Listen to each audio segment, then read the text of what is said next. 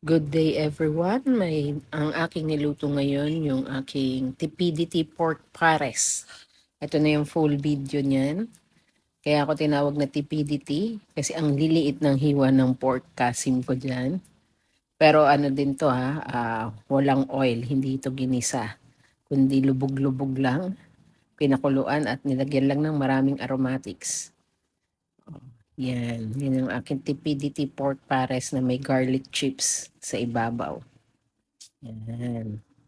Bali sa ating unang step na ginawa ko ay nagpakulo ng tubig. Katamtaman lang ang dami. Nandyan yung ating mga aromatics. Yan yung ginger, onions, star anise, garlic, laurel leaves, saka black peppercorns na medyo pinitpit ko lang. Yan.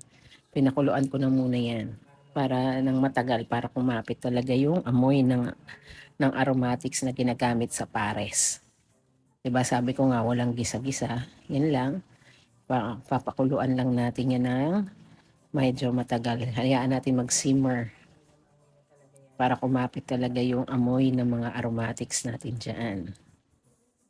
Habang pinapakuluan niya, tatakpan muna natin yan. Ayan. Oo. Tapos habang habang nagpapakulo tayo dyan, pinaprepare ko naman yung paghihiwa ko ng pork. Hindi ko na napakita yung paghiwa ko ng pork kasim kasi naka-ready ng maliliit na yung hiwa niyan. Last minute ko na kasi naisip yan, na yan ang gagawin ko. Diba? Dapat soup pero naiba Yan.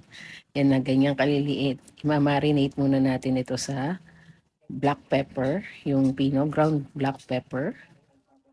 Tapos instead na maglagay ng asin, toyo na diretso. Kasi kakapit naman yung lasa niyan Tansya-tansya lang tayo. Siguro mga 20 ml din yung nagamit ko yata dyan. Ginamit kong takalan yung pantakal ng bigas sa rice cooker. Yan, black pepper. Parang iniba ko lang yung pagluluto ng pares na walang gisa. Ganyan lang, diretso lang. Kasi maninipis naman yung pork casing na hiwa ko. Sa malilinggit lang, pwede nang diretsong luto na. Ilulubog lang natin sa pinakuluan na, na tubig na may aromatics. Ayan, nilagay na natin yung toyo. Tapos massage lang. Nandiyan na rin yung kamote powder o flour namin. Pero hindi ko pa nilalagay. Hinayaan ko muna ma-marinate yan ng 10 to 15 minutes. Yan. Parang pinatpat-pat ko muna or minamassage ng konti. Bahagya. Yan. May konting taba lang yan. Pero hindi yan talaga mataba. Kasi kasim yan Yan. Imamarinate lang natin for 10 to 15 minutes. Ayan. Pinipila ko lang na maayos. Isa-segregate ko muna yan. Tatabi lang natin. Tapos, ayan na. After 10 minutes, ayan. Naalala ko maglalagay pala ako dapat ng 5 spice. Kasi dagdag aroma din yan. So, 5 spice or allspice. Nagtaktak ako dyan mga 1 teaspoon. And then, kamote powder or flour. Yan na nilalagay na natin. Yung mas ginagamit ko dyan yung kamote flour. Kasi, mas madali siyang magpalapot sa niluluto. Ginagamit ko rin yan sa bola-bola Mas maganda yung kapit ng ating mga meat. Saka yung lasa, kapit na kapit dyan. Saka yan din ang ginagamit namin sa maki. Ganyan. Parang ganyan din yung ginagawa ko sa maki. Pero yung sa maki, kailangan ipipit-pitin mo yung pork. Ipapound mo yun para malambot. Tapos yun, lulutang yun Pag nilagay mo sa mainit na kumukulong tubig na may soy sauce at garlic, lulutang yung pagluto na. Ganyan, parang ganyan din yung concept na ginamit ko dyan sa pork pares na ginawa ko. Yan, nilalagyan na natin ng kamote powder para hindi maghiwalay-hiwalay din yung paglubog natin dun sa ating pinakuloang tubig na may aromatics. Ayan, nagugas ako ng kamay ulit kasi kulang pa yung kamote flour na nilagay ko. Malapit lang ako sa lababo para madaling maghugas ng kamay. Ayan. Massage lang natin yung ating pork kasim. Tapos para talagang yung harina sakto lang, hindi rin sobra pangit din kasi pag sobrang lagay mo ng harina. Yung tama lang na maharinahan mo siyang lahat. Silang lahat yan. Oh. Tapos yan, i-massage lang natin. Ayan. Okay na yan. Ready na natin yan. Ayan, i-check natin ngayon yung ating pinakuluang tubig. Ayan, medyo nag-ano na siya. Ayan o. Ilalagay natin, hulog natin isa-isa. Actually, nagdikit-dikit pa nga yan eh. Pero maghihiwalay-hiwalay yan. Lulutang yung ating pork pagka luto na. So, ganyan.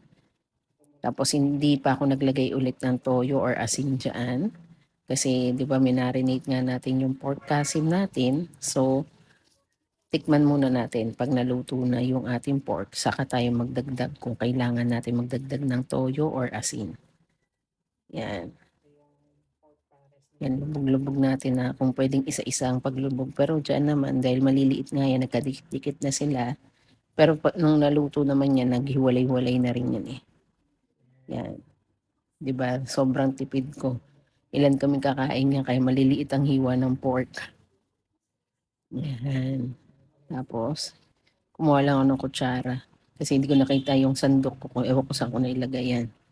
Yan, haluin lang. Tapos tatakpan na natin yan ulit. Hayaan lang natin kumulo. Ano bali pagkakulo niyan, ano na lang siya, medium heat na lang. Hindi na natin high heat. Slow cooking na bali siya. Yan ang gagawin natin hanggang sa lumapot. Lalapot yan dahil may harinang kamote. Yan. Yan na nung chinek ko na yan. Ayan o. Kala ko maglalagay pa ako ng slurry pero sa tagal nung pagpapakulo ko, lumapot na siya ng kusa. So, okay na yan. Sa tingin ko naman okay na yung sauce. Ayan, chinek ko rin. Tama na yung lapot. Okay na yan sa akin. Hindi naman siya watery. Kaya maganda yung pagkakapakulo ko ng ating pork pares. Ayan. So, ready to serve na tayo. Ayan. Pinakuluan ko pa ng konti. Ayan, nilagay ko na sa maliit na mangkok. Yan yung part na pagkain ni mother. Nilagyan ko lang ng garlic chips.